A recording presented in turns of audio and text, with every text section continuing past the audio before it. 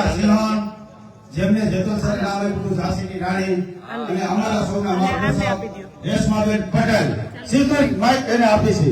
એટલે 2020 મેચની અંદર શું હોય, સારા બેટ્સમેન પહેલા આવે. એટલે અત્યારે આપણી ઓપનિંગમાં બેટ્સમેન છે એટલે ઓપનિંગ કરી રેશમાબેન પટેલ થી જ કરાવી દે.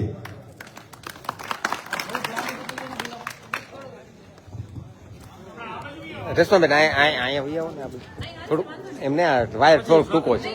હા બસ હવે થઈ જશે.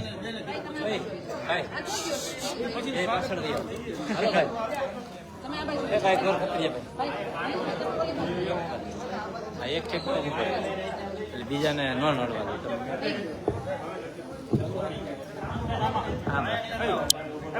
સૌ પ્રથમ ના ના થઈ ગયું. અરે આપણે આટલા તાકાત વાળા બધા ભાઈઓ બેઠા કઈ ઘટે.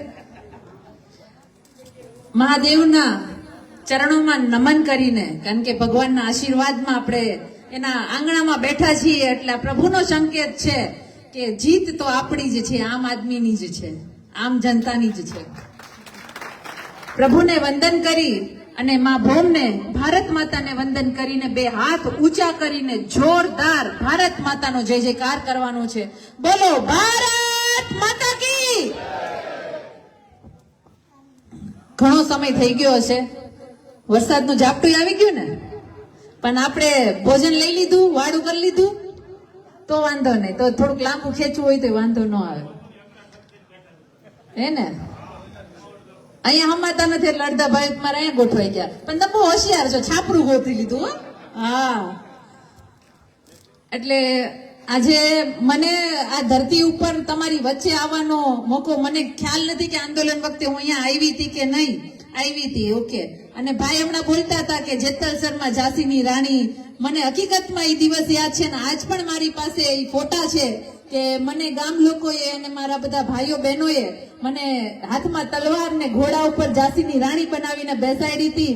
અને એ જ પલ, એ જ ક્ષણ અને એ જ આંદોલન અને એ જ તમારા લોકોની તાકાતથી આજે હું અહીંયા છું. એટલા માટે હું તમને લોકોને કોટી કોટી વંદન કરું છું. આપણે સૌ જાણીએ છીએ કે આજે કોઈ ચૂંટણી નથી. આપણે અહીંયા શું કામ ભેગા થયા? આપણે શું કામ આજે વરસાદ છે, લોકોનો આવા તમે ગામમાંથી બધા ખૂણે ખૂણામાંથી અહીંયા ભેગા થયા છો? તો હું એવું કહું છું કે મારી લાગણી પણ છે અને વાસ્તવિકતા પણ છે કે આપણે સૌ એકબીજાને પીડા અને વેદના જે છે એ વેદના લોકશાહીની જે વેદના છે, આ સરકારે આપણા ઉપર, ભાજપે આપણા ઉપર જે કહેર કર્યું છે, આ વેદનાને વાચા આપવા માટે ભેગા થયા છીએ. એકબીજાને કહેવા માટે ભેગા થયા છીએ વડીલો કે કઠણાઈ શું છે, તકલીફ શું છે, તમારી છે, અમારી છે, સૌની છે. અમારી એટલે છે દાદા કે અમે જ્યારે વિરોધ પક્ષ તરીકે રોડ ઉપર જઈએ છીએ, લોકો માટે લડીએ છીએ, ખેડૂતો માટે અવાજ ઉઠાવીએ, મહિલાઓ માટે અવાજ ઉઠાવીએ, ત્યારે આજ ભાજપ અમને પકડીને જેલમાં પૂરી દે છે. આ ભાજપ એમ કે છે કે ગુજરાતને કઈ વાંધો જ નથી, તમે બધા ખોટા છો. ત્યારે મારે ભાજપને કેવું છે કે જરાક અમારા ગામમાં ડોક્યું કાઢીને જોવા તો આવો. આ બેઠા અમારા વડીલો, આ બેઠા અમારા યુવાનો અને આ તકલીફ અને આ પીડા અને વેદના લઈને બેઠા છે, ત્યારે આટલા ભેગા થયા છે. ભજીયા ગાંઠિયા ખાવા નથી ભેગા થયા. આ વાસ્તવિકતા છે. ખાસ જ્યારે અમે શું કામે કહીએ છીએ, આજે આમ આદમી પાર્ટી ખૂબ ગુજરાતમાં મોટી થઈ રહી છે, લોકો જોડાઈ રહ્યા છે, સંગઠનમાં જોડાઈ રહ્યા છે, અમારા જેવા ઘણા યુવાનો, માતાઓ, બહેનો જોડાય છે. એનું એક જ કારણ છે કે ગુજરાત હવે થાક્યું છે. ગુજરાતની જનતા હવે દાદા થાકી ગઈ છે. ખેડૂતની વાત કરું તો તમે જ મને કહો, આ ખેડૂત રે જ ને, ખેડૂત રે, અમે ખેડૂતના દીકરા છે, દાંતેડી નથી પકડી. પણ અમને ખબર છે કે તડકામાં જ્યારે ખેડૂત પાક વાવતો હોય છે, ખડ વીણતો હોય છે, વાઢતો હોય છે, ત્યારે તકલીફ કેટલી હોય. ઈ દાણા રોપવા જાય, વાવણી કરવા જાય, તકલીફ કેટલી હોય. અને ઈ બધું થઈ ગયા પછી એને હાચવવામાં તકલીફ હોય છે. આ ભાજપ જેવા કીડા નો આવે એનું ધ્યાન રાખવાનું ને, એનું ધ્યાન રાખવું પડે જ ને કે પાકમાં ક્યાંક કીડા નો આવી જાય. કારણ કે કીડો ખાલી રાજકારણમાં નહીં કે અમારા પાકમાં આવી જાય, વાર નથી લાગતી. કારણ કે હવે બધું ડુપ્લિકેટ આવે છે, દવાઓ ડુપ્લિકેટ આવે, બિયારણ ડુપ્લિકેટ આવે, બધું ડુપ્લિકેટ આવે. તો આપણે ઈ ધ્યાન રાખવાનું. આટલા બધા દખ સહન કરી અને અમે અમારો પાક ઉભો કરીએ અને પછી ઈ પાકને જ્યારે તમે દેવા જાવ છો ત્યારે ટેકાના ભાવ મળે છે? આપને ટેકાના ભાવ મળતા નથી, આપણે વેચી નથી શકતા. કેટલું બધું એમાં માફિયાઓ જે આ બધું સંગ્રહખોર માફિયાઓ છે એપીએમસી માં જાઓ છો તો તમારા માલને મૂકવા માટે જગ્યા નથી હોતી, ઉપરથી દંડુડા પડતા હોય, આવા છાપરા તો માર્યા હોય ઉપરથી દંડુડા પડતા હોય. એટલે આટલી બધી કઠણાઈઓ સહન કરી અમને અમારા માલનો પૈસા નથી મળતા. તો આ બધુંય તમે સરવાળે તમે હિસાબ કરવા જાશો ને તો તમને ખબર પડશે કે હવે બદલવાની જરૂર છે. લાગે છે ને કે હવે બદલવાની જરૂર છે. અને અમે તો કહીએ છીએ, અમે તો રાડો પાડીને કહીએ, પણ દાદા અમને તો એમ કે તમે રાજકારણ કરવા નીકળ્યા. તો અમે તો કીધું કે અમે તો રાજકારણ કરવા નીકળ્યા છે, રાજનીતિ કરવા નીકળ્યા છે, નીતિ રાખીને હાલીએ છીએ. અને તમે તો અનીતિ કરીને અમને તો હવે પાયમાલ કરી દીધા. તમને ઉખેડવા માટે જ નીકળ્યા છે ને રાજનીતિ એકવાર નહીં, જનતા માટે 1000 વાર કરશો આ વાત કહેવા માટે આવ્યા છીએ. ખરાબ છે રાજનીતિ કરવી. આજે એ લોકોને હવે ડર લાગી ગયો છે. અત્યાર સુધી કેવું હતું? અત્યાર સુધી એવું હતું કે આ લૂંટેરું ભાજપ લૂંટા કરે. સાંભળજો મારી વાત, લૂંટેરું ભાજપ આપણને લૂંટા કરતું હતું અને આ કોંગ્રેસ, જે કોંગ્રેસને તમે એના વિરોધમાં મત આપીને આપણે વિરોધ પક્ષમાં બેસાડતા હતા એ ખાલી જોયા કરે. આ લોકોના તાઇફા કરે ની તાળીઓ પાડે, એનાથી વિશેષ કઈ કર્યું નથી. કારણ કે વિરોધ પક્ષ જો મજબૂત હોય ને તો આજે આપણે આવી હાલત ન હોય. આજે આપણે આવી હાલત ન હોય દાદા. એટલે હું તમને કહું છું કે હવે આ બેયને ઉખેડીને ફેંકી દેવાના છે ને આમ આદમી પાર્ટીને વિજય બનાવવાનો છે. આ ચોખ્ખી વાત કહેવા માટે આવી છું. જીતાડજો ને. સ્થાનિક સ્વરાજની ચૂંટણી આવે છે, મૂળિયા વાઢવાનો સમય આવી ગયો છે. અત્યાર સુધી ઉપરથી બહુ બાવેડા વાઢ્યા, ઉપરથી બહુ આપણે વાઢ્યા, બધાને પણ નો વઢાણા, પાછા ઉગતા હતા. એટલે આ જે સમય આવ્યો છે ને મૂળિયામાંથી વાઢી નાખવાનો સમય આવ્યો છે. એટલે આ કમળગટ્ટાને ઘરે ભેગા કરવાનો સમય આવી ગયો છે. અને શું કામ એ કહું છું, હજુ હું તમને કારણો આપીશ.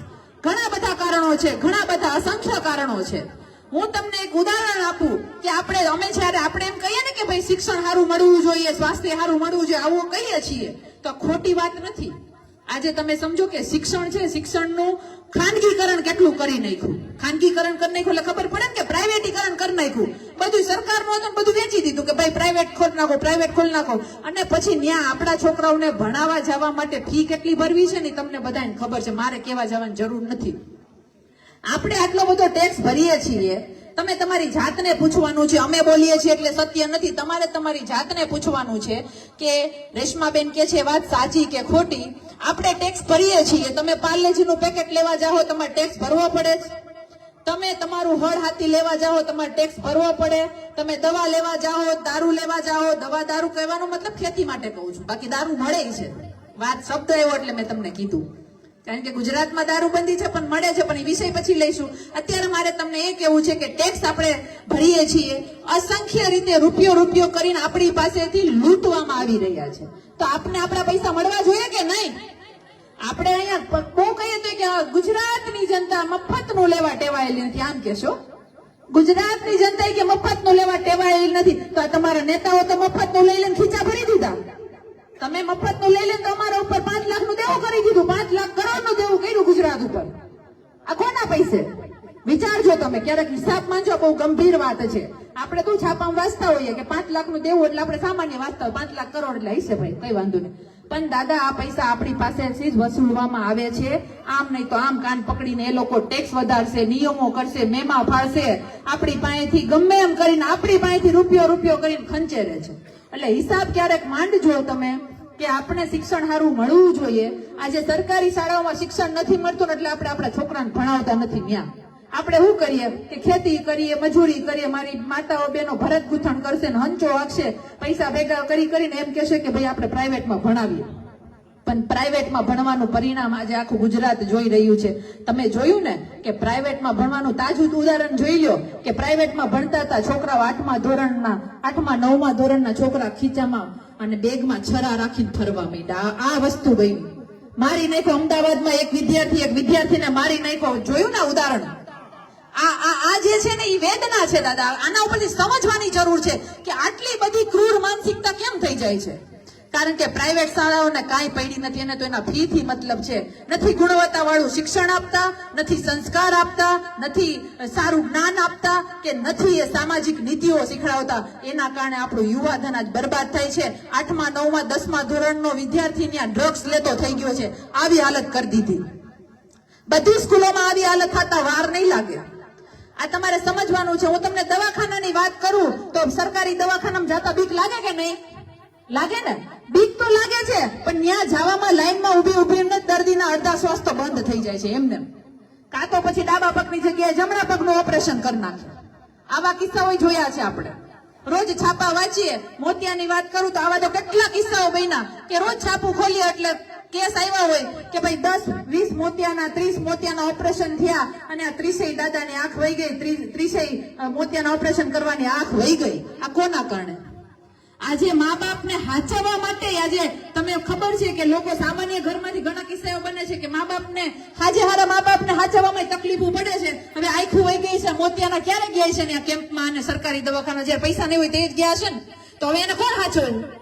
એટલે એક પીડામાંથી 1000 સામાજિક પીડાઓ ઊભી થાય છે. આ વસ્તુ આપણે સમજવાની છે. મનોજભાઈ પારગીને ટીમ આપણી વચ્ચે છે, એક વખત એમને પણ તાળીઓથી વધાવો. આવો મનોજભાઈ. એટલે વાત હું તમને એ કરું છું કે આપણે પરિવર્તન શું કામ લઈ આવવું છે, પરિવર્તન શું કામે લઈ આવવું છે. જ્યારે અમે રાજકીય પરિવર્તનની વાત કરીએ એટલે હું તમને સમજાવવા આવી છું. તમે તો સમજેલા છો, પણ અહીંથી બહાર જાશો એટલે પાનના ગલ્લે, પીપળે, ઓટલે, ચોરે બધા બેઠા હશે. 2-3 જણા બેઠા હશે ભાજપના, કમળગટ્ટા બેઠા હોય ને, એને જઈને તમારે સમજાવવાના છે. પાડીએ વંડીએ બેઠા છે અમુક કે આમ જાવું કે આમ જાવું કે આમ જાવું બેઠા છે. એને જઈને સમજાવવાના છે કે અમે હું કામ કહીએ છીએ કે પરિવર્તન લઈ આવો. અમે હું કામ કહીએ છીએ કે આ બદલવાની જરૂર છે રાજનીતિ, કારણ કે આપણા પૈસે આપણને સુવિધા મળતી નથી. અને જ્યારે અમે આવું કહીએ છીએ ત્યારે એમ કે આમ આદમી પાર્ટી કાંઈ ન કરી શકે. શું કે આમ આદમી પાર્ટી કાંઈ ન કરી શકે? તો તમારે તમારી જાતને પૂછવાનું છે કે આમ આદમી પાર્ટી કાંઈ જ ન કરી શકે તો અમારા તો ખાલી 5 જ એમએલએ હતા ને, આપણા તો કેટલા હતા? ખાલી 5 જ એમએલએ હતા. તો એને શું પેટમાં દુખ્યું તો એક પછી એકને લેવા આવ્યા? વિચારો કેમ લઈ જાય છે? કારણ કે એને બીક છે, એને એક જ બીક છે, એ છે આમ આદમી પાર્ટીની, કે આ એ આમ આદમી પાર્ટી છે જે અમારા ઉપર કહેર મચાવશે અને જનતા આમ આદમી પાર્ટી માટે છે. ભાજપને જે વાવડો છે કે અમે એના બાપ છીએ, એને શું છે કે અમે જનતાના બાપ છીએ. આજે આમ આદમી પાર્ટી આવીને જનતા જાગૃત થઈ છે, જનતાને હિંમત આવી છે અને જનતાએ હવે કહેતા શીખી ગઈ છે કે તમને અમે સત્તા ઉપર બેસાડ્યા છે, તમે અમારા બાપ નથી, આ જનતા જનાર્દન તમારો બાપ છે. એ વાત આપણે કહેવાની છે, એ વાત આપણે કહેવાની છે અને કારણો સાથે કહેવાની છે. આપણે શિક્ષણની વાત કરીએ છીએ, આપણે હોસ્પિટલની વાત કરીએ છીએ. હું કહું છું દાદા કે આપણા પૈસા આપણને મળવા જોઈએ. આ લોકો બાના બતાવ્યા કરે. અત્યાર સુધી ખેડૂતોને ખાલી 2000 ને 3000 નાખી દે વર્ષે, ખેડૂતોને નાખી દે એટલે આપણે એમ લાગે ઓહો આપણી પાસે પૈસા આવી ગયા. પણ આ રોડ બનાવવામાં ને ખોટા રોડ બનાવવામાં, બીજું નહીં, ખોટા રોડ બનાવવામાં આપણા વીઘા વેતરી નાખ્યા. મોટા મોટા પ્રોજેક્ટો લાવવામાં આપણા મોટા થાંભલા નાખી દીધા આપણા ખેતરોમાં. આપણા વીઘાના ઓલા માપણીમાં કેટલા ગડબડ કરી, અસંખ્ય. તમારા વિસ્તારમાં નહીં થયું પણ અમારા જૂનાગઢ વાળા વિસ્તારોમાં તો ખેડૂતો રાયડું પાડે છે, ઇકોઝોન નાખી દીધું. એટલે આવું અસંખ્ય વસ્તુ ખેડૂતોને પાયમાલ કરી દીધા છે. હું વિદ્યાર્થીઓની વાત કરું, આજ વિદ્યાર્થીઓની હાલત કેવી થઈ ગઈ છે. ભણીને આખું ફોડ નાખે, મોટા થઈ ગયા, 25, 30 વર્ષના થઈ ગયા હોય અને છેલ્લે બસમાં બેસી અને જાતા હોય અને રસ્તામાં સમાચાર મળે કે પાછા વળો પેપર ફૂટી ગયું. એમ કે પેપર ફૂટી ગયું. હવે જે ભણ્યો છે ને એને ખબર છે કે પેપર ફૂટે એટલે વેદના કેટલી થાય, પીડા કેટલી થાય, એને ખબર છે. જે યુવાન નોકરીની આશાએ, કારણ કે નોકરી મળશે તો છોકરી મળશે, આપને હવને ખબર છે, તો જ હાલશે બધું. પૈસા વગર થાતું નથી. નોકરી મળશે તો 2 કાવડિયા મળશે, ઘર હાલશે, છોકરાઓને ભણાવશું, મા બાપને હાચવશું. આ બધી સમસ્યા પૈસાથી જ થાય છે ને દાદા. તો એ નોકરીની આશાએ ભણતો હોય છે અને છેલ્લે હારી અને સામૂહિક આત્મહત્યાઓ કરે છે. આવા કિસ્સા સાંભળ્યા છે ને. આ શું કામ વધી રહ્યું છે? હું આમાં દરેકમાં સરકારને દોષ એટલા માટે આપું છું કે સરકારે પહેલા પ્રાથમિક સુવિધાઓ આપવી પડે, નોકરીઓ આપવી પડે. આ લોકો તમને જે પૈસા કમાઈને આપે છે ને એ પૈસાને તમારે એને વળતર આપવું પડે. એની જગ્યાએ એમએલએ, એમપી, મિનિસ્ટરો પોતાના ઘર ભળે છે, મોટા બંગલા બનાવે છે. અને ગુજરાત સરકારે એ જ કામ કરે. દેવું કયું 5 લાખ કરોડ નું આપણા માથે, એટલે માથાદીઠ 60,000 કે 70,000 આપણું બાળક જન્મે એટલે દેવું લઈને આવે છે. હવે આ દેવું કર્યું તેનું કામ શું કર્યું? ખાડા ખપડાવાળા રોડ આપ્યા. મેં જોયો પુલ તમારો, આ પુલ જોયો. અરે મેં કીધું કે આમાં પાણી 3-4 ફૂટ પડ્યું હોય, ભરાણ હોય તો તમે હાલો ક્યાં? બીજો રસ્તો છે જ નહીં ને. તો આ પુલ આટલા તમે કરોડો રૂપિયા બગાડો છો તો અમારો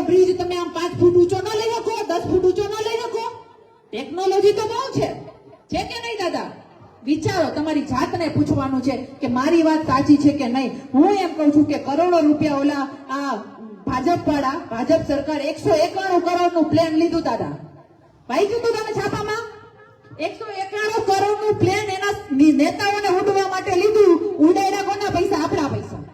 આપણા પૈસા ઉડાડ્યા. તો હું એમ કહું છું કે આપણા પૈસા પ્લાન લેવાની ક્યાં જરૂર હતું? અહીંયા અમારો બ્રિજ બનાવવામાં 191 કરોડ રૂપિયા ન જાય. થોડાક કરોડ રૂપિયા હોત તો બ્રિજ બની જાય. તો કાં નથી બનાવતા? પૂછો તમારી જાતને, પૂછો એ સત્તાધીશોને કે કાં અમારા ગામનો બ્રિજ નથી બનતો. પણ એ જ વસ્તુ છે દાદા કે હવે આપણે પરિવર્તન કરવાનું છે. પણ હવે અને એનું કારણ તમને કહી દઉં શું કામ નથી બનતો. પણ સાંભળો, દાદાએ બધાના દુઃખ વાત કરી દીધી. હું અહીંયા તમને એમ કહું છું કે તમારે હવે સત્તા બદલવી પડશે. તમે હવે ભાજપ કોંગ્રેસને ઘર ભેગા કરો અને હવે આમ આદમી પાર્ટીને લઈ આવો. સ્થાનિક સ્વરાજની ચૂંટણી આવશે. મેં તમને એટલે જ કીધું કે મૂળમાંથી વાઢી નાખો.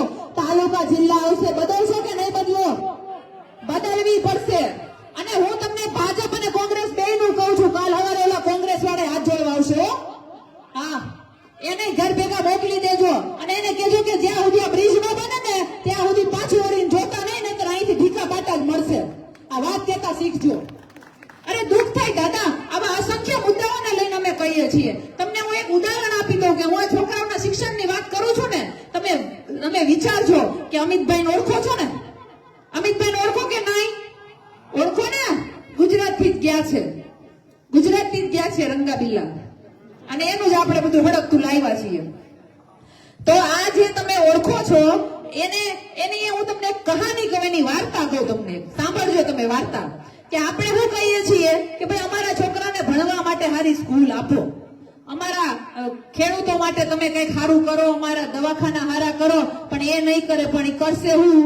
એના 5 પાસ નો થાય એવા છોકરાને જેને બેટ પકડતા આવડતું નથી એને ક્રિકેટનો ચેરપર્સન બનાવી દીધો. ચેરપર્સન એને બનાવી દીધો. તો મારે તમને કેવું છે કે આપણે એટલું તો કહી શકીએ ને કે તમારા ડોબા જેવાને તમે ચેરપર્સન બનાવી દો છો, તો અમારા છોકરાઓને બોલપેન પકડવાનો તો અધિકાર આપો. આ વાત ન બોલી શકીએ આપણે? આ વાત બોલવાની છે દાદા, આ વસ્તુ સમજવાની છે. ઘણું બધું આવું અસંખ્ય ઉદાહરણ હું તમને આપી શકું કે જ્યારે માતાઓ બહેનોની વાત આવે ત્યારે નિકોલમાં એક બેન પોતાનું ઘર, પોતાની દુકાન બચાવવા હાટુથી કાસ્મેટ છાંટીને બળી ગઈ. વિચાર તો કરો, બળી ગઈ. આવો મારી માતાઓ, આવો. મને ખુશી થઈ કે આ ગામમાં માતાઓ બહેનોને હું જોઉં છું. કારણ કે બહેનોને બહાર તમે લઈ આવતા નથી. તમારો જ વાંક છે. અને બેનને ઝાંસીની રાણી બનાવી દેવાની. પણ બેન એટલી શું કરે? થોડીક મારી માતાઓ બહેનોને બહાર લાવજો.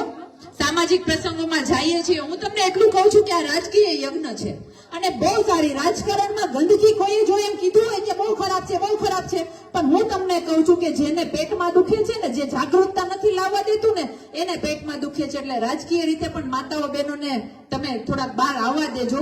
અને અમે આવીએ ત્યારે ખાસ થોડીક બહેનો જાગૃત હોય જ છે. ગામમાં ઘણી બધી બહેનો હોય. હું તમને કહું, હમણાં તમે ભેગી આવો ને એટલે ગલીમાંથી દરેક ઝાંસીની રાણી બહાર નીકળશે ને મને 10 ફરિયાદ કરશે. બેન અમારે આ નથી, બેન અહીંયા ઉકેળો છે, બેન અહીંયા ખાડો છે, બેન અહીંયા આ છે, કેટલું બધું કહેશે. એટલે બહેનો જાગૃત છે. એટલે બહેનોને પણ આ ગામમાં જાગૃત કરવાનું કામ કરજો. એટલે મારે તમને આ બહેનોને જોઈ એટલે મને વાત યાદ આવી. અને ખાસ કરીને હું તમને એ કહેતી હતી કે આપણે હવે રાજકીય પરિવર્તન લઈ આવવું પડશે. ખાલી વાયતું કરે ને હોશો કરે નહીં થાય. આ તમારે સમજવું પડશે, બહુ ગંભીરતાથી સમજવું પડશે. અને અહીંયા બેઠા ને એટલાથી નહીં થાય. તમારે જઈને આખા ગામને સમજાવવું પડશે. આપણે આજ સુધી ધુવાડા બંધ બહુ કાર્યક્રમ કર્યા, હવે આપણે ચૂંટણીનો કાર્યક્રમ ધુવાડા બંધ કરવો છે. અને આખું ધુવાડા બંધ વોટ ખાલી હાવેણામાં જ જવો જોઈએ. આ કામ આપણે કરવાનું છે. ધુવાડા બંધ એને કે અમારે વોટિંગ કરવાનું છે આ વખતે.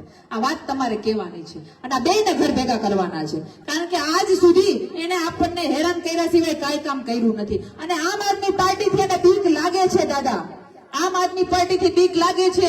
મને ઘણી વખત આ પાર્ટીના મંચ ઉપરથી મને આપણું આંદોલન યાદ આવી જાય. ઘણા આંદોલનો કર્યા, પાટીદારના કર્યા, અન્ય સમાજના કર્યા, ઘણા બધા આંદોલનો કર્યા. તો જ્યારે આંદોલન 2017માં અન્ય સમાજના ઘણા આંદોલનો થયા હતા. આ આંદોલનનો જે જુવારથી જે બીક લાગતી હતી ને, એવી બીક આ લોકોને આમ આદમી પાર્ટીથી લાગે છે. એને ખબર છે કે હવે અમારી સેટિંગ વાળી રાજનીતિ બંધ થઈ જશે. અત્યાર સુધી શું થતું હતું કે વિધાનસભા હોય ને તો ઉપરથી ભાજપ વાળા ફોન કરતે કોંગ્રેસને કે આ જગ્યાએ આને નો બેહાડતો, આને જ બેહાડશું. તાલુકા જિલ્લા હોય ને તો એમાંય સેટિંગ થઈ ગયું હોય, સમજ્યા? એમાંય સેટિંગ થઈ ગયું હોય કે જેને કોઈ ન ઓળખતું હોય ટિકિટ આપી દે, પછી આપણે એમ કહીએ હારો જીતો ને મત તો આપ્યા, પણ ક્યાંથી જીતે? જીતાડવા જ નહોતા માંગતા, એટલે તો ખોટા જણાને ટિકિટ આપી દીધી. એટલે અમે આમ આદમી પાર્ટી કહીએ છીએ કે હવે અહીંયા નવા માણસોને તક મળે છે, નવા માણસોને આપણે મોકો આપીએ છીએ. બધાય કોઈ પાસે રાજકીય, અમારી પાસે આજે તમે મને ઓળખો છો, આંદોલનથી ઓળખો છો ને દાદા, હું બહુ સામાન્ય પરિવારમાંથી આવું છું. મારા બાપ દાદાએ કોઈ રાજનીતિ નથી જોઈ, અને એક દીકરી તરીકે, એક બેન તરીકે તમે સમાજમાં, એક સભ્ય સમાજમાં રહ્યો છો તો તમને ખબર હશે કે બહુ અઘરું હોય છે.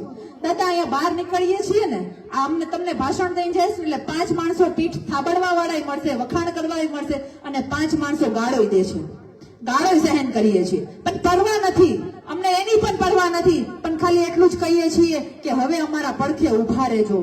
તમે રાજકીય રીતે અમારો ટેકો બનીને ઉભા છો ને, ટેકો ન ખેવી લેતા નહીતર અમે પડી જવું. એટલે લાગણીથી તમને વાત કહેવા માટે આવી છું, કારણ કે માથા વગરની રાજનીતિ નકામી છે. આજે તમે અહીંયા કોઈ ના હોય ને અમે અહીંયા બોલતા હોય તો સારા લાગીએ?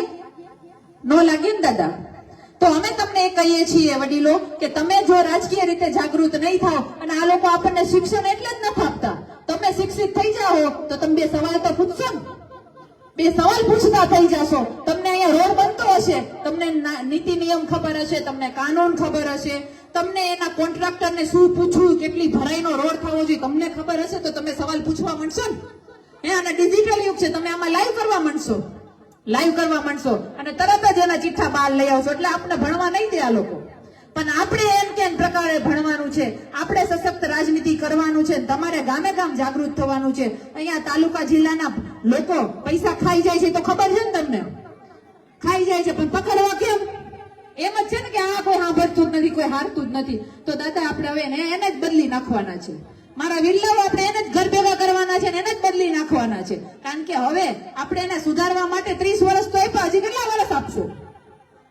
30 વર્ષ આપ્યા, હજી કેટલા વર્ષ આપશો? અને હું તો તમને એમ કહું છું કે હવે આ છે ને, અત્યાર સુધી આપણને કેટલું બધું ડુપ્લિકેટ આપ્યું. હું તમને એક ડુપ્લિકેટ ભાજપની વાતે કહી દઉં કે અત્યાર સુધી આપણને ડુપ્લિકેટ આપ્યું. આપણને દૂધ ડુપ્લિકેટ આપ્યા, આપણને દવાઓ ડુપ્લિકેટ આપી, આપણને બધું બિયારણ ડુપ્લિકેટ આપ્યું, આપણને ટોલ નાકા ડુપ્લિકેટ આપ્યા ને, ટોલ નાકા ડુપ્લિકેટ આપ્યા, આપણને દવાખાના ડોક્ટરો ડુપ્લિકેટ આપ્યા.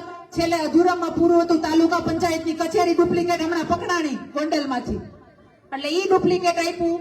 આપણને છેલ્લે બાકી હતું તો પોલીસ કચેરી ત્યાંથી પકડાણી ડુપ્લિકેટ. તો આવા અસંખ્ય ડુપ્લિકેટો આપને આપે છે, પણ આપણે એ ન સમજી શક્યા કે 30 વર્ષમાં આપણે ડુપ્લિકેટ ભાજપને બેસાડતા એવા છે. ડુપ્લિકેટ ભાજપને આ કેશુબાપા પટેલ ને અટલ બિહારી વાજપેયીની ભાજપ નથી, આ રંગાબીલાની ભાજપ છે. આ વાત કહેવા માટે આવી છું. હવે તમે આ ડુપ્લિકેટ ભાજપને કાઢો અને આ મોંમાંથી નીકળો. મોહ ભંગ થશે ને ત્યારે જ આપને સાચી દિશા મળશે. અને આ લોકોને આપણાથી બીક લાગે છે. આજે વગર ઇલેક્શને ગામડે ગામડે જઈએ છીએ ને, આટલી જ લાગણી અને આટલો સહકાર મળે છે. 2027માં આપણે સરકાર પણ આપણી જ બનશે. આ વાત તમે ગામમાં કહેતા થઈ જાઓ, અને બનશે. હું તમને કહું છું બનશે, કારણ કે ગુજરાતમાં ખૂણે ખૂણો કંટાળી ગયો છે. આમ તમે ઉત્તર ગુજરાતમાં જાઓ તો પશુપાલકો પોતાનો ભાવ વધારો લેવા જાય છે અને એને ગોળીએ દઈ દે છે. વિચાર તો કરો, એનું મૃત્યુ થાય છે. એટલે જ્યારે ખેડૂત ઉપર દમન કર્યું છે ને, આપણો ઇતિહાસ બોલે છે. ત્યારે આ બધા ઘર ભેગા થયા છે. આ કોંગ્રેસ નથી ઉઠી ગઈ તો ભાજપની તો શું ઓકાત છે, એને આપણે વાઢીને ઘર ભેગી કરી દેવું. આપણો ઇતિહાસ બોલે છે. અને ખાસ કરીને વાત કરું, ભાઈને હમણાં મેં કીધું હતું કે આપને જ્યારે કઈ થાય એટલે પોલીસને પાછળ લગાડી દે. પોલીસનો દુરુપયોગ કેટલો કરે છે ને એ હું તમને કહું. આ લોકો પોલીસનો દુરુપયોગ કેટલો કરશે કે આંદોલન કરશો, હમણાં આપણે એમ કહેશું ને ગામવાળા કે અમે હમણાં રોડ ચક્કાજામ કરવા જવાનો, અમારો બ્રિજ નહીં બને ને ત્યાં સુધી અમે રોડ ચક્કાજામ કરશું. હમણાં આવું આપણે કરશું ને એટલે હમણાં પોલીસ આવી જશે. એટલે આપણે જ્યારે અવાજ ઉઠાવશું, આપણે જ્યારે માથું ઊંચું કરશું, ત્યારે આ લોકો આપણા ઉપર પોલીસને લગાડશે. અહીંયા સભાઓ હશે તો સભાઓમાં પોલીસને લગાડશે. પણ સાચા કામ કરવા માટે પોલીસને સ્વતંત્ર નથી રાખતી. એ તમારે સમજવાની જરૂર છે. એટલા માટે જ મેં હમણાં વાત કરી હતી ને કે આ લોકો દારૂ પીને બરબાદ થાય છે, ડ્રગ્સ પીને બરબાદ થાય છે. એનું પરિણામ એ જ છે કે પોલીસને સાચા કામ કરવા દેવામાં નથી આવતું. બાકી ગાંધીના ગુજરાતમાં સરકારને નથી ખબર દારૂ વેચાય છે? ખબર જ છે ને. આજે ઘણી બધી જગ્યાએ દારૂ પીને લોકો બરબાદ થઈ જાય છે. અને લોકો ખૂન ખરાબા કરી નાખે છે, ઘરમાં ને ઘરમાં રોડ ઉપર ખૂન ખરાબા કરી નાખે છે. આ તો કિસ્સો આપણા ગામમાં કે આપણા ઘરે ન બન્યો હોય ને એટલે ખબર ન હોય. જ્યાં બન્યો હોય ને એની હાથ પેઢીઓ બરબાદ થઈ જાય છે. આટલી હદ સુધી સામાજિક સમીકરણ બગડી જાય છે. એટલે આ દરેક વસ્તુનું એક જ કારણ છે કે તમારે હવે રાજકીય પરિવર્તન લાવવું પડશે. અને આ જે રંગા બિલ્લાવાળી જે છે અને અસંખ્ય નેતાઓ તમે જોજો જ ખરા. હવે હું ઘણી વખત એમ કહું છું કે આ તમે આટલી બધી ધોળી મિલિટરી અહીંયા બેઠા છો, હવે કાંઈ કામ નથી, આપણે ખાલી ચોરે બેન ભગવાનના નામ જ લેવાના જ ને. તો તમે ખાલી આ લોકોને સમજાવવાનું, ગામને સમજાવવાનું કામ કરી લ્યો ને, 1 મિનિટમાં ભાજપ ઘર ભેગી થઈ જાય એમ છે. ખાલી જે નથી સમજતા ને એને તમારે સમજાવવાનું છે. અને મેં તમને કીધું હતું કે જે વંડીએ બેઠા છે ને એના નંબર ઉપર મિસ કોલ તો મરાવજો. જો આ 9512 વાળો જે નંબર છે ને એમાં તમારે મિસ કોલ મરાવવાનો છે. એનો ફાયદો તમને કહું, સાંભળો, કે જે વંડીએ બેઠા હોય, બીતા હોય કે જો અહીંયા ફોટો આવી જશે, ઝૂમ કરીને જોહે મારું મોઢું ઓળખાઈ જશે અને મને ફોન આવી જશે, આવું હોય ને, તો એ લોકોને કહેવાનું કે છાનું મનો મિસ કોલ મારીને સભ્ય તો બની જા. કાલ સવારે હિંમત થાય તો અમારે ભેગો ખેસ પહેરીને આવી જજે. એટલે આ જે છે ને એના માટે બહુ ફાયદાકારક છે. એટલે મારા વડીલો, મારા વિલ્લાઓ, તમને દરેકને મારે એટલું કહેવાનું છે કે આ રાજકીય લડાઈમાં તમારે પૂરેપૂરો સહકાર આપવાનો છે. અસંખ્ય મુદ્દાઓ છે, તમારા મુદ્દાઓથી લઈને દરેક મુદ્દાઓને લઈને પણ અમે લડીએ છીએ. અને અહીંના જે આગેવાનો છે એને પણ કહું છું કે આ જે બ્રિજની જે લડાઈ છે ને, ગામને સાથે રાખી અને જેટલી તાકાતથી લડી શકો ને એટલી તાકાતથી લડો. જેમાં આવતું હોય, ગ્રામ પંચાયત એમ કેતું હોય કે અમારે હદમાં આવે છે, અમારી પાસે પાસ કરાવવાનો પાવર છે, તો ગ્રામ પંચાયતની કચેરીએ જઈને બેસી જાઓ કે અમને આ બ્રિજ મંજૂર કરવાનો છે અને બનાવવાનો છે. જ્યાં સુધી ન બનાવે ને ત્યાં સુધી બેસી જાઓ. જરૂર પડે તો ત્યાં ઉપર જેને મત આપ્યા ને, ભાઈ બોલ્યા હતા કે ભાજપને મત આપ્યા તો ભાજપને ઘેરો જાઓ, ત્યાં કરવાનું કામ. માંગશો નહીં ત્યાં સુધી કાંઈ નહીં આપે આ લોકો. આ માંગશો નહીં ત્યાં સુધી કાંઈ નહીં આપે. તમારે અવાજ ઉઠાવવો પડશે, તમારે જાગૃત થવું પડશે. અસંખ્ય મુદ્દાઓ એવા છે કે જેને લઈને તમારે બોલવું જ પડશે. અસંખ્ય મુદ્દાઓ એવા છે. મેં તમને આની પહેલા પણ મારે તમને વાત એ કરવી હતી કે અમે જ્યારે કહીએ છીએ, એમ કહીએ છીએ રાજકીય પરિવર્તન લાવવું છે, ત્યારે આ લોકો નવી વાતો લાવશે. હજી તો ઇલેક્શન ન થયું ને, ઇલેક્શન આવશે એટલે નવું લાવશે. શું નવું લાવશે? કે અમે જ સાચા દેશભક્ત છીએ લાવશે ને. અને આપણે ભરમાઈ જશું. દાદા ભરમાતા નહીં. તમને જો એનું પ્રમાણ જોતું હોય ને દેશભક્તિનું, તો આજે આ દીકરી તમને કહે છે કે આપી દો મારા હાથમાં AK-47 અને આપી દો મને ઈ જે હમલો પહેલગામમાં જેને કર્યો હતો ને એ આતંકવાદીઓને મારી સામે આપી દો AK-47. હું તમારી દીકરી મટી જાઉં, એની છાતીઓનો વીંધી નાખું ને તો હું પણ આ ભારતની દીકરી નહીં. પ્રમાણ જોઈએ છે તમારે. દેશભક્તિના પ્રમાણ અમારે નો આપવાના હોય. અમે આ ભૂમિમાં જન્મા છીએ ને, એ જ અમારું સૌભાગ્ય છે ને, એ જ અમારું પ્રમાણ છે. એટલા માટે આપણને જ્યારે એ લોકો ઉપર ખતરો આવે છે, ત્યારે આપણને ડરાવવા નીકળે છે, ત્યારે એ લોકો નકલી દેશભક્તિની વાતો કરશે અને આપણે જ્યારે સવાલ પૂછીએ એટલે આપણને દેશદ્રોહી બનાવી દેશે. અને અમે બધા તો આંદોલનથી દેશદ્રોહી બનેલા છીએ. અમારા ઉપર તો એટલા આક્ષેપો રાખ્યા છીએ. અમે જ્યારે એની સામે પડ્યા છીએ ને, અમને જેલમાં ભર્યા છે. મને 1 મહિનો જેલમાં રહીને એવી ખબર છે ને, અડધાને નહીં ખબર હોય. પણ દાદા હું ઈ સાબરમતી જેલમાં રહીને આવ્યું છું એટલે ઘણી બધી વાર મને ડરાવે. ઘણી બધી વાર. હમણાં અમે અમારા જૂનાગઢના માખિયાડામાં સભા લેવા આવી રીતે બધા બેઠા હતા, તો રોડ નતો. જેમ તમારે પુલ નથી ને એમ એની ગલીના રોડ બાકી હતા. તો ત્યાં આવ્યા બુલડોઝર લઈને ભાજપવાળા રાતે. અને ઈ ગાંધીના ગુજરાતમાં દારૂ નથી મળતો, પણ ભાઈ દારૂ પીને આવ્યો હતો. એને એમ કે બી જાહે, એને એમ કે ભાઈ બેન છે તો બી જાહે. મેં કીધું ભાઈ સાબરમતીના રોટલા અમે ખાઈને આવ્યા છો, કોઈના બાપથી બીવું નહીં. બળો તું ઉપાડે તો અમે 10 બળા અમે ઉપાડશું. આ વાત એટલા માટે કેવી પડે છે કે આપણે હિંમતથી લડવું પડશે. હું તમને એ વાત કહેવા માંગુ છું કે અમને પણ સાબરમતી જેલમાં પૂર્યા હતા. અમે એના રોટલા ખાધા છે સાબરમતી જેલના, પણ વગર કારણે. અને ઈ જ કેસમાં અમે નિર્દોષ સાબિત થયા. આજ સરકાર સામે આ કેટલી નિર્દય સરકાર છે ને એનું તમને પ્રમાણ આપવા માટે હું વાત કરું છું કે જ્યારે મને તમે લોકોએ ઝાંસીની રાણી બનાવવાનું જે ગૌરવ આપ્યું હતું ને, એ જ આંદોલનમાં મેં 21 દિવસ પાણી ઉપર ઉપવાસ કર્યા હતા. 21 દિવસ. દાદા આ તો તમારા આશીર્વાદ છે હું જીવું છું, પણ કસમ ખાઈને કહું છું કે ડોક્ટરે એમ કીધું હતું કે આ છોકરી હવે 2 દિવસમાં નહીં ઉપવાસ છોડે તો મરી જશે. આ પ્રમાણ ઘણા હશે, ઘણા પાસે પ્રમાણ હશે. એટલી હદ સુધી મેં આંદોલન સરકાર સામે કર્યું હતું. એક જ વેદના હતી કે અન્યાય નતો જોવાતો, અન્યાય સામે લડતી હતી, પણ તોય આ સરકારના પેટનું પાણી નતું હલ્યું. પણ પછી સમાજના આગેવાનોએ આગેવાની લઈ અને તૂટેલો ફૂટેલો રસ્તો કાઢ્યો અને પછી હું લાગણી વશ થઈને 21 દિવસ પછી કીધું કે જીવતા રહેવું તો લડી લેવું, મરી જાવું તો કઈ 5 દીએ આ સરકાર આપણા માટે કઈ ઊભી નહીં રહે. મારા વડીલો ને મારા ભાઈઓ દુખી થાય અને જિંદગીભર અફસોસ કરશે કે આટલા તો શહીદ થયા, બીજી બેન વહી ગઈ. એટલે મારો કહેવાનો મતલબ કે આના પેટમાં ક્યારેય દયા જેવી ચીજ નથી. આ લોકોને ક્યારેય કોઈ ચિંતા નહીં થાય. એટલે હંમેશા કામ એવું કરવાનું કે આપણી જાતને કોઈ દી નુકસાન ના થાય. ઘણા બધા આ બેન જે વહી ગઈ, આ બળીને પોતે પોતાની દુકાનો બચાવવા માટે જે બેન બળી ગઈ, આજે દુઃખ કોને છે દાદા? એના પરિવારને છે ને. આજે એના પરિવારને છે. લોકોને માનસિક રીતે એટલા બધા ખરાબ કરી દીધા, એટલા બધા દુખી કરી દીધા કે લોકોને જીવવા માટેનો રસ્તો નથી મળતો. લોકો મરવા તૈયાર છે, પણ આ સરકારને સાંભળવું ગમતું નથી. આ સરકાર સાંભળવા તૈયાર નથી. અને જ્યારે હોય ત્યારે તમે જોયું હશે કે મુખ્યમંત્રીને યાદ કરું ને તો મને એમ થાય કે મુખ્યમંત્રી બન્યા કેમ કે ઓળખતા હતા? નતા ઓળખતા ને, કોઈ નતું ઓળખતું. ઉપરથી ક્યાંથી ટપકીને કોને નેતૃત્વ આપી દે છે આપણને કોઈને ખબર નથી હોતી. એટલે આમ આદમી પાર્ટી કે છે કે અમે તમને નેતૃત્વ આપવા માંગીએ છીએ. એવા લીડરોને, એવી માતાઓ બહેનોને કે જે સક્ષમ છે, એવા યુવાનો જે લડવા માટે તૈયાર છે. અને એના માટે ફોર્મે આપણે બહાર પાડ્યું છે. એક ઉમેદવારી ફોર્મે બહાર પાડ્યું છે કે જે પણ ઇલેક્શન લડવી હોય અહીંયા આગેવાનોને તમે જમા કરાવજો કે ભાઈ અમારે લડવું છે, સૌની સહમતિથી તમે લડો. કહેવાનો મતલબ કે અમે એવું નેતૃત્વ માટે બહાર નીકળ્યા છીએ કે મજબૂત નેતૃત્વ આવે. અને નેતૃત્વની વાત આવે ત્યારે મહિલાઓની વાત કરી દઉં તમને કે આપણે સૌને ખબર છે 50% બહેનો હોય ને વોટિંગમાં તો છે, પણ આ બધી ઇલેક્શનોમાં 50% બહેનો હોય. પણ તમે ક્યાંય જોયું કે બહેનોને ક્યાંય કોઈ બેહવા દીધી? બેનને ભાજપ વાળા ઉભી રાખી દે, જીતાડી દે, પછી સાઈન તો એનો ઘરવાળો કરતો હોય, એનો પરિવાર હકાવતો હોય.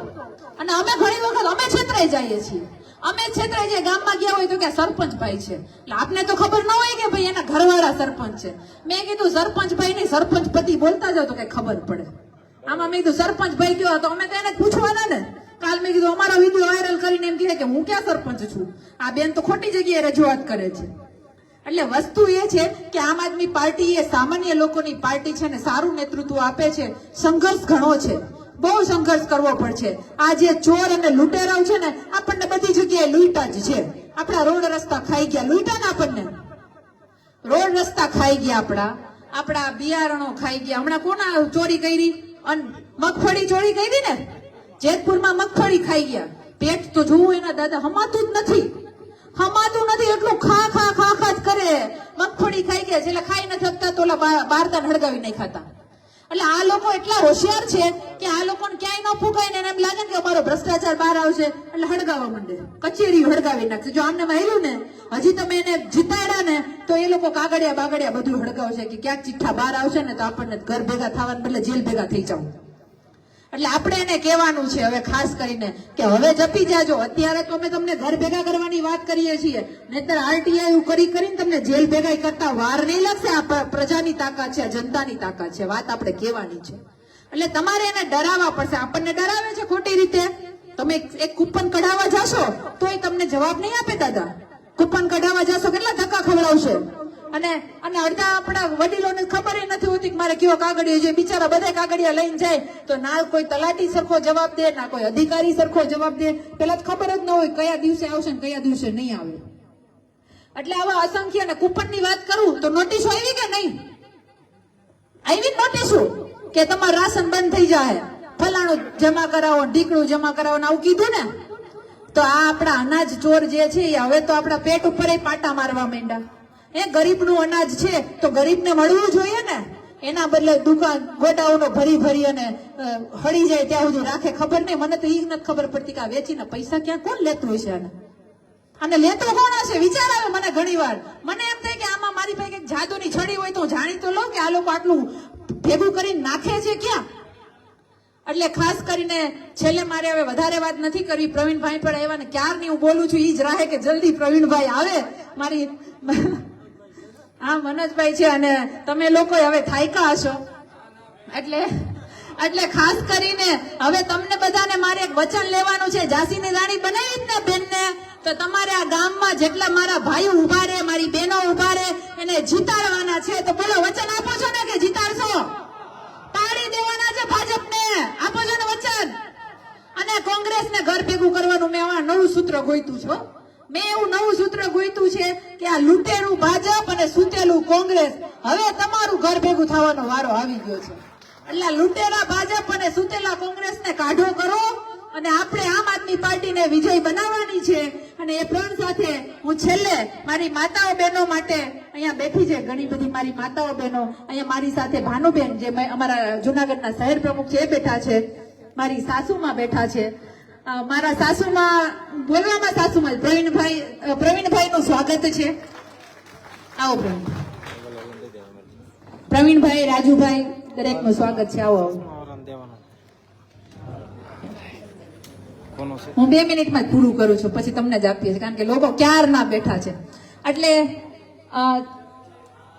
વાત એ કરતી હતી કે તમે લોકોએ જે અમને હિંમત આપી છે એ ટેકો ન ખાવી લેતા અમે આગળ દોડ્યા જ જાવું, પાછું વળી નહીં જોઈએ, ભૂખ્યા તરસ્યા ગમે એમ અમારા માથા વઢાઈ જાય તો બીક નથી, કફન લઈને ફરીએ છીએ, મોતની બીક નથી. છઠ ઓલું કે ને કે પાંચમ લખ્યું હોય તો છઠ ન થાય. એટલે અમે ભગવાનમાં માનીએ છીએ, વિશ્વાસ છે, એટલે અમે તો હાયલા જાવું પણ પાછળ વળીને જોઈએ કે તમારા માથા દેખાવા જોઈએ, ખાલી ખમ ન થાય. એટલે એ વાત કહેવા માટે આવી છું, લાગણીથી તમને. हर वो सर जो उठेगा मेरी जनता के ओर, जो उठेगा मेरी जनता के ओर. बोलो भारत माता की जय, जवान वंदे. धन्यवाद. जय हिंद, जय भारत. ખૂબ ખૂબ અભિનંદન. અમારા ઝાંસીના રાણી જોઈ લીધા ને રેશમાબેન ને. હવે થોડી જ વારની અંદર આપણા સ્વાગતનો કાર્યક્રમ કરશું. એ પહેલા અમારા મનોજભાઈ ભારતી